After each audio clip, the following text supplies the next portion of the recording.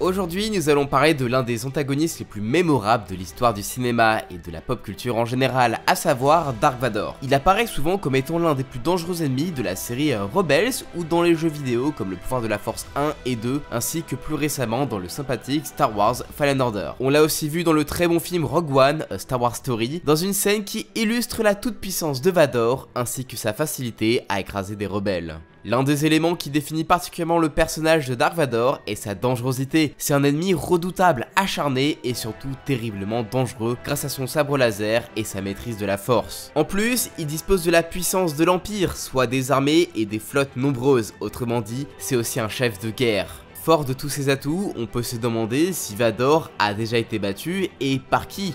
D'ailleurs, on ne mettra pas en avant des personnages comme Luke, vu que bon, tout le monde a vu les films et que c'est un peu trop évident. On va donc se baser sur les films, les séries, les jeux et les comics et vous verrez qui peut vaincre ou pas Vador. Et en premier lieu, précisons le terme battre, l'idée n'est pas de se concentrer sur les aides qui peuvent vaincre physiquement au combat Dark Vador, on va aussi aborder les individus qui disposent de ressources pouvant les amener à dominer le Seigneur Noir des Sith et voire même le mettre en pièces. Et en parlant de pièces, sachez que cette vidéo est sponsorisée par Lego qui m'a envoyé quand même pas mal de belles pièces. Alors je vais pas exploser le machin quand même, vu que je l'ai construit, c'est des Lego pour les adultes. Et j'ai quand même mis 2 heures à faire le Seigneur Noir des Sith.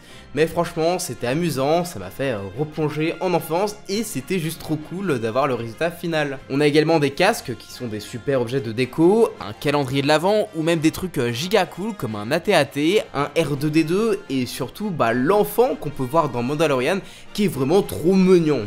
Allez, il est temps de voir qui peut vaincre Vador, mais avant on va commencer par ceux qui ne peuvent pas réussir, justement. Boba Fett. Comme dit dans une ancienne vidéo, c'est le chasseur de primes le plus craint de la galaxie, et en plus, il a une classe folle avec son casque. Dark Vador lui-même reconnaît son talent. Toutefois, cela n'est pas suffisant pour l'emporter contre le bras droit de l'empereur. Les deux hommes se sont déjà confrontés et le duel fut des plus serrés. Vador admet même que la ruse du chasseur de primes est redoutable. Fett parvient à se créer quelques bonnes occasions, notamment grâce à son équipement, mais en définitive, il paraît clair que c'est Vador qui l'emporte. De plus, pour être un tant soit peu une menace, Boba Fett a besoin de l'effet de surprise et de l'absence de l'armée de Vador, des conditions pas si faciles à réunir. Dark Maul. Une question qui revient fréquemment dans les débats entre fans de Star Wars est qui fut le meilleur, le plus puissant apprenti de Darth Sidious. En général, on oppose alors deux personnages, Dark Vador et Dark Maul. Les deux sont proprement terrifiants et ont chacun, à leur manière, marqué l'univers Star Wars. Toutefois, ils ne se sont jamais réellement affrontés vu que Maul est mort face à Obi-Wan. Et dans une histoire nullement canon, Vador est confronté à une sorte de création d'une secte du côté obscur et une créature ayant l'apparence mais aussi les capacités de Dark Maul. Après s'être débarrassé de l'escorte de Vador, le faux Maul confronte l'apprenti de l'empereur. Le combat est particulièrement serré et l'agilité de Maul lui permet même de prendre le dessus sur Vador, qui blessé finit par être acculé. Toutefois, le Seigneur Noir des Sith ne renonce pas et il parvient finalement à vaincre le faux Maul en se blessant lui-même en mode Harakiri. Ce qu'il faut retenir, c'est que Vador n'est pas passé loin de la défaite, mais que plus encore que sa maîtrise de la force, ou son habileté au sabre laser, c'est la volonté de fer inflexible de Vador qui lui permet de survivre et de triompher de ses ennemis. Plein de soldats et de robots divers et variés. Alors, ça peut paraître évident, mais autant le préciser, des Stormtroopers n'ont aucune chance contre Vador.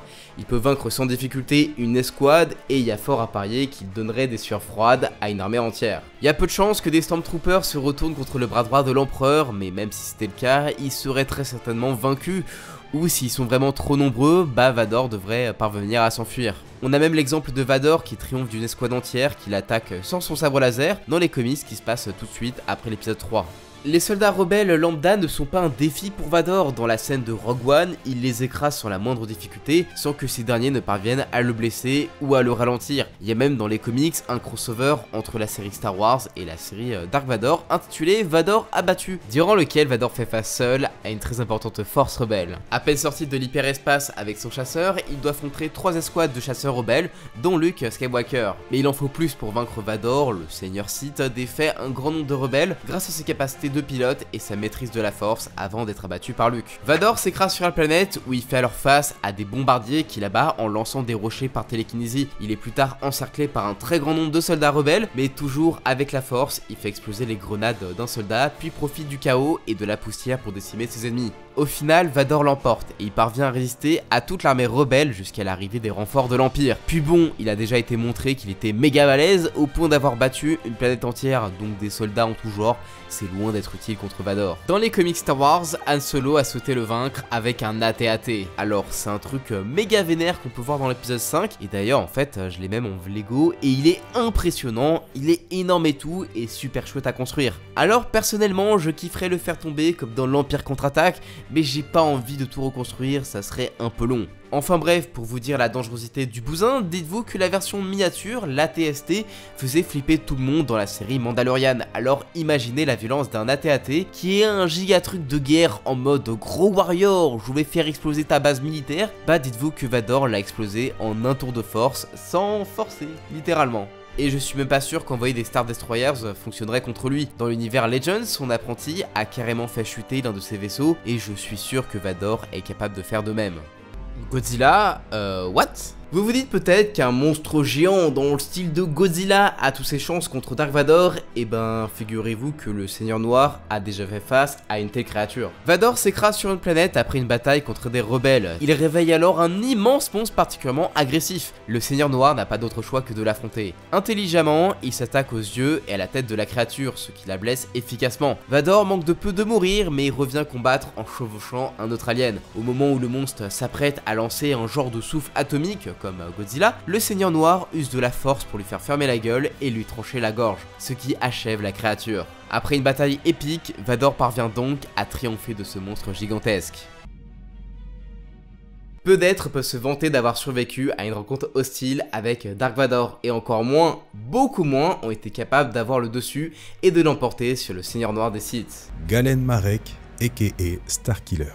Dans les jeux vidéo, le pouvoir de la force, Galen Marek, connu sous le nom de code Starkiller, ainsi que son clone qui agit dans le pouvoir de la force 2, sont assez puissants pour tenir tête facilement contre Dark Vador, et même le vaincre. Le Starkiller original est d'abord formé comme l'apprenti secret de Dark Vador avant de trahir son maître pour se rallier au côté lumineux et apprendre les arts Jedi. Le deuxième Starkiller, donc le clone dans le pouvoir de la force 2, est surtout conditionné de force pour obéir à Vador. Leur maîtrise de la force est incomparable. Ils sont parvenus à triompher de Dark Vador séparément dans les deux jeux, et le Starkiller original a même pu faire face à l'Empereur, mais sans grand espoir de le vaincre. Si les différents combats sont assez impressionnants, l'issue est toujours la défaite de Vador face à son ancien apprenti. Une chose qui avait fait criser certains fans à l'époque du personnage qui n'appréciaient pas trop voir Vador être vaincu de cette manière.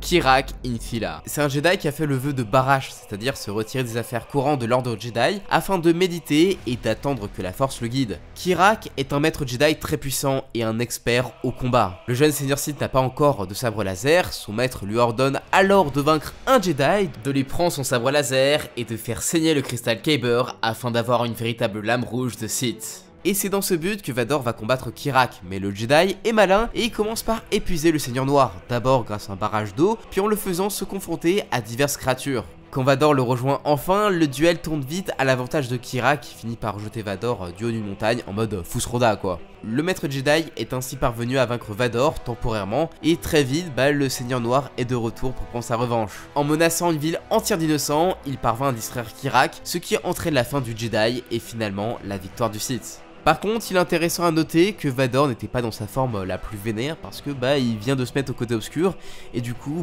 sa connexion à la force n'est pas très grande. Le docteur Silo.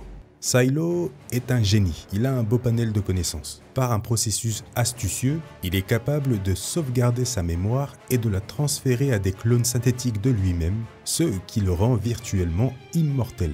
Il dispose aussi d'importantes ressources financières et militaires grâce à son rôle au sein de l'Empire. Ce n'est pas un grand guerrier, mais il devient un rival de Dark Vador auprès de l'Empereur. C'est notamment Silo qui est à l'origine des modifications de Carbine. Il a participé à la construction de l'énorme destroyer l'Executor, qu'il a d'ailleurs tenté de voler. Mais plus important encore, c'est lui qui a procédé principalement à la création des membres cybernétiques de Vador, mais aussi de son armure. Armure dans laquelle il a inclus une sécurité. À l'aide d'une petite télécommande, Silo désactive toutes les parties cybernétiques de Vador.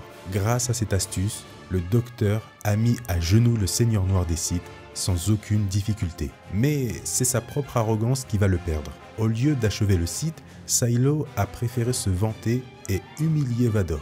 Grave erreur de sa part. Peu de temps après, Dark Vador met fin à l'existence de Silo et de tous ses clones en envoyant le vaisseau du Docteur directement dans un soleil. Le Grand Moff Tarkin.